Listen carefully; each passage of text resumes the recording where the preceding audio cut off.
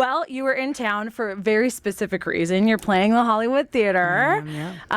What can fans expect from a Jamie Fine show? Oh my God, psychoticness, mostly. We play the first two songs in our set, and then I kind of stop and I talk to the crowd a little bit, and I warn them that it's half kind of comedy show, half like talking to the crowd, and half like pop rock show. I want to, if I've, I'm coming across, I don't get here often, right? And so any city I get to be in, I want like the fans to know how appreciative I am that they like bought a ticket, especially in today's world. It's no small feat to like buy a ticket and come to a show. No doubt. It's huge. And so I want them to know that I am appreciative of that. And so I spend a lot of the time like talking to the crowd and talking to like individual people because it means a lot to me. That's awesome. Yeah, it's fun. I mean, you're such a personable, like funny person anyway. So like and then on top of that, you're a friggin' rock star. Like you can sing like nobody's business. I friggin' love you. It's auto-tune. It's gonna be a treat. Yeah, for sure. And you're with a live band too, right? Oh yeah, and I've been playing with my band for about 9 years now. Oh, that's awesome. Yeah, we if you come to a show tonight, you're gonna see like just like how authentic our connection is on stage, and we love and enjoy playing with each other so much that it's kind of like a selfish thing for us on stage. Yeah, and it bleeds into the crowd quite well. That's the best when the vibes are high on stage. It's there's nothing go else. Wrong. So I did notice in Edmonton you had a couple get engaged on stage, and Calgary, dude, both shows. Okay, I was gonna ask, is this like a thing now at apparently? Jamie Fine shows? So I did it once in Ottawa, in my hometown. And we set it up, and it was so beautiful. It was such a beautiful moment because, let's be real here, how many people get to watch people get engaged? Like, it's quite rare, right? And so I figured, you know what, this is a moment that will be beautiful for me. It'll be beautiful for them because they expressed how important it was. Totally. Okay, fine. And then in Edmonton, I was just performing, and I saw a phone with like a message on it that said like, I want to propose. And everybody was like pointing, and I was like, okay, let's 1, 2, 3, jump this, wing it. So I bring her on stage, and I'm like, oh, like I do this thing where I try to lie. I have to switch it up now because now everyone's going to know what it is. But I say like, I like asking somebody to come on stage and give advice for like couples that are either struggling or like want to find love or whatever. Aww. And I set it up like that. So she came on, she said it, and I was like, oh my God, are you in a relationship? Anyway, it is a lot of lying. It takes a lot out of me. That's amazing that it was so spur of the moment too. Oh yeah, it was crazy. Oh the Calgary one was a little more planned, but it was two men that got engaged, and I love that too, right? I'm queer, and to be able to, it's 2025, so we've progressed so much, but to be able to like have same-sex people come on stage, it's incredible, and feel seen, and like have a moment like that. We see that a lot with heterosexual couples. Let's be real. It's true. Not to get too political, but and so to be able to give that to same-sex couples, I think, I don't know, it makes me feel good. It's really, really special. And I'm glad you brought that up because it is really amazing that like you're an incredible artist and a queer icon, I would say. Like, how do you feel about being that person that young queer folks see on stage in that space, inspiring people? Well, first of all, I appreciate you saying that. Secondly, I used to, earlier in my career, say, I don't want to be a gay artist. I used to say that. Yeah. And I used to say, like, I don't just want the gays. I want everybody. I want everybody to listen. Yeah. And mission accomplished. Yeah, okay, I love that. But later, later in my career, in the recent years, when I go to one of my shows, it's a lot of queer people in the audience. Yeah. And when I tell you the feeling in that room is like a bunch of people that have consistently felt like they don't belong in a room is like one of the most powerful feelings in the world. And I've felt that a lot of times, definitely, right? Yeah. Whether I chose to admit it, whenever I chose to admit that in life, which was later in life. But I've often walked into a room and felt a little misplaced. And so to have a room full of X amount of people, small or big, feel like they're with their people is one of the most powerful things I can give. And so screw that. I want to be a gay artist. Yes.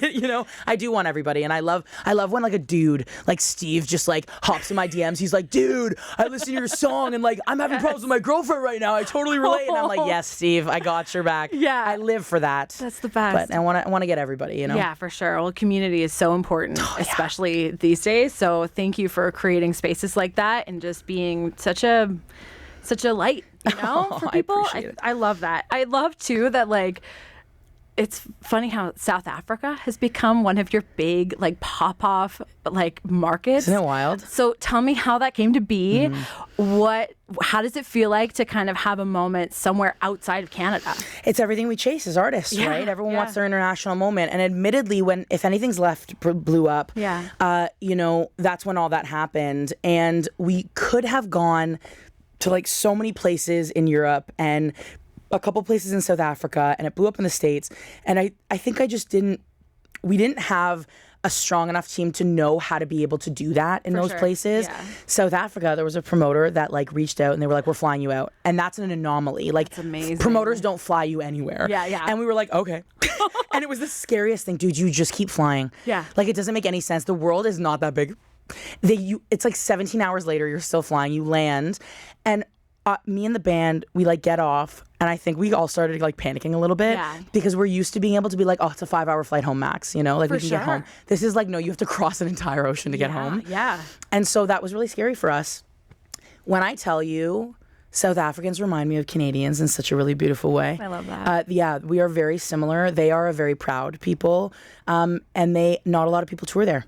And so when they get an international act, they show up for these shows and they want to support. Oh. And Joburg has now, this is the second year in a row, has given me my made it moment of thousands of people kind of standing there and screaming your music back. That's something incredible. That every artist will chase, and I'm lucky I get to now do that in 2 places, Canada and South Africa. Hell yeah. I'm so happy for you. Oh, thanks. That's amazing. I keep getting tattoos for them. No way. Let's see. I have one that's lekker. Oh. And then I have another one. Oh my God, I'm stripping down on move. Let's freaking go. It's not that kind of show. Relax. I got another one. And it's a stamp. Oh. So what I got a South African stamp. It's like a passport stamp. So I'm doing a Canada one, like right here as well. So smart. Yeah. So everywhere that not everywhere that I've visited, but everywhere that I perform in, I'm gonna like start doing a little thing. Okay, a little tattooism. Whoa. There you go. A tattooism? Tattooism. Do you want to start a band? Right. Yeah, let's do it. I mean, yes. I love that. So I have to ask too, because you're planning your own wedding coming up. Congratulations. Thank you. That's awesome. Thank you. How is wedding planning going for you? Do you love it? Do you hate it? You know what? Vic and I thought we could get away with not being stressed. Jokes on us. You know what? I think actually it ties into kind of just needing to get through the rest of the year and really struggling on tour, which I do. I love being on stage, but everything else surrounding it is really hard. Oh my gosh, totally. I'm missing a lot of things back home right now, and one of that is wedding planning and getting to be with my fiancé, who most of us hope for only one fiancé in our lifetime and one wedding, knock on wood. Vic, don't leave me. But, the fact that I'm, missing a lot of just being a fiance is a little bit of a tough pill for me to swallow. Yeah. So whenever we get time, we sit and we plan. My sister and my brother-in-law, who just got married last year, gave us the most beautiful thing that you get. Like, I would get a cologne and she gets a perfume, and every time we sit down to plan the wedding, we spray that, and we don't get to wear it for any other thing, and then the day of the wedding we spray it as well. That's so cute. Isn't that cool? It's almost like a ritual to like set the intention of your marriage. Exactly. And then whenever, like, for our anniversaries, we don't wear it for anything else. So for our anniversaries, we'd wear it, and then it will remind us of like all the moments. Isn't that cute? That's the most romantic thing I have ever heard. Lauren and Zach, you're romantic. You should write a book. Okay, that's a trendsetter for sure. I'm telling you. I love that. I know, it's That's romantic. awesome. So that's what we're trying to do. We're trying to be intentional and just enjoy and remember all of it and not, black out during half of it. I don't want to be stressed. Yeah. I'm marrying the love of my life. It shouldn't be stressful. No. It should be exciting. Yeah, totally. Yeah. Oh, I know whatever you guys are going to come up with. It's going to be an amazing moment. I appreciate you. And an awesome day. I have to ask you about the new single. Yeah, baby. Homesick. Tell me a little bit, because I heard it was a little bit inspired by your time in LA and being away. And tell me your journey to that beautiful song. Oh, first of all, I appreciate you. I wrote Homesick while being homesick, and that's what I love about what I get to do, right? Is it's my journal. My music is my journal, and that's what Homesick was. I was away for a few months with Vic, and we were seeing if we had to move to LA. Yeah. And that's something I've never wanted to do. I'm not one of those artists that's like, New York, LA, baby, here we go. Yeah. I need my safe place, and I need calm. For sure. Well, a lot of artists think that that's what you have to do. Exactly. Right? We're bred to believe that, right? Yeah. And so a lot lot of artists go and they are miserable. And I will learn from everybody else's mistakes. That is not a lesson I need to learn from doing. So we went to LA for a few months and I was miserable. It was one of the hardest summers of our lives. And I went to the studio. And at that point, I hadn't really accepted yet that I wouldn't do it. I still kept on being like, oh, I think I have to do this. I think I have to do this. Yeah. And I went to the studio and I wrote this song with my buddy Jutes Jordan and these two incredible producers, Keith and Oscar. And I was like, I got to write a song about my home telling me everything's going to be okay if I have to leave. And that my home will, oh my God. I'm missing home right now. So this is like extra hard. I bet. But my home telling me that it will be waiting for me when I'm ready to come back. And all the times that I have to leave it, every time I come back, it embraces me, every time. Yeah. And having that safe space is so rare. And so I wanted to write this song for people, if you don't feel like you have a group of people cheering you on, I'm cheering you on. And if you feel like you don't have a safe space, I'm your safe space. And Homesick is your safe space. Yeah. And you go do what you need to do, and the right people will be waiting for you when you get home. And that's what Homesick is for me, It's so emotional. I'm gonna cry. Therapy session. Jamie, are we both crying right now? I know. I'm like literally getting misty-eyed. I know. Oh my this God. is stupid. I hate it here. It's so beautiful, though. Yeah. Seriously. Yeah. So how does it feel singing that on stage? Oh, then? you have no idea.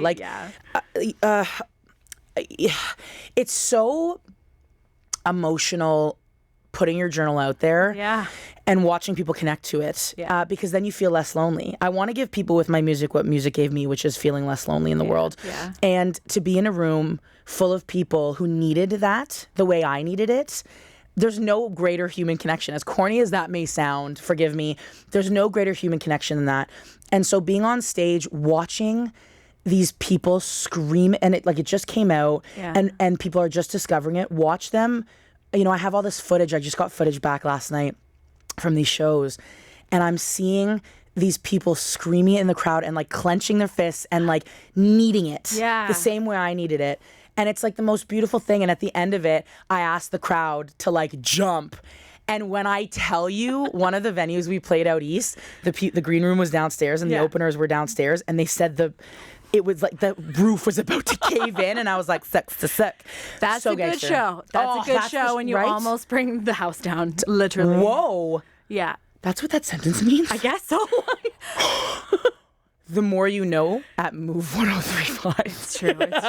Well, here's hoping you bring the house down tonight. I know you will. Thank you. Well, maybe to the brink of being down. Yeah. We still need the Hollywood Theater. Yeah. I don't want to get sued. I don't want to get sued. No. It's true. But it's going to be an amazing show. Thank you for popping by. It's always a pleasure to chat with you. Anything and always for you. And I appreciate you supporting the music. And to everybody that's listening to the music, whether you like it, whether you don't, sucks to suck. You're listening to your radio. You have to listen to it. But to anybody that's rocking with me, I appreciate you. I'm the most thankful.